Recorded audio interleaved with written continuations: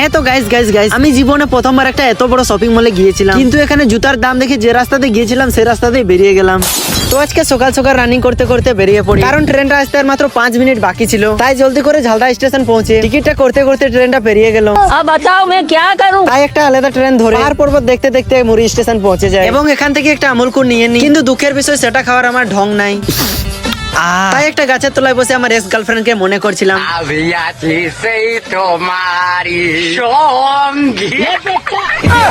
এসব করতে করতে আমার ট্রেনটা চলে আসে। তাই ট্রেনে বসে নতুন নতুন ভিউর আনন্দ নিতে নিতে পৌঁছে যায় রাঁচি জংশনেতে। কিন্তু আমি একটু কনফিউজ ছিলাম, এটা রাঁচি না এটা কুম্ভ মেলা কোনো বুঝতে পারছিলাম না। এরকমই না বুঝতে বুঝতে আমি একটা অপূর্ব জায়গায় পৌঁছে যাই, আর তখনই আমি একটা মল দেখতে পাই, কিন্তু সেখানে যাওয়ার মতন আমার টাকা নাই। তাই এটিএম থেকে 16-17 হাজার টাকা বের করে ইডলি এবং লিটি চোখা খেয়ে আমি আবার চলে আসি সেই মলটাতে এবং সিধা সিঁড়িতে চেপে আমার গার্লফ্রেন্ডকে মিস করতে করতে উপরে চলে যায় এবং এখানে এসে ডিনারের জন্য চলে যায়। আর আমি একটু জলদি চলে গেছিলাম, তাই এখনো রান্না হয় না। তাই আমি সেখান থেকে চলে আসি জুতা কেনার জন্য। হ্যাঁ, জুতাটা তো বেশ দেখতে ভালোই ছিল, কিন্তু জুতাটার দাম ছিল 19,999। ও মাই গড! পুলিশকে ফোন দেবো।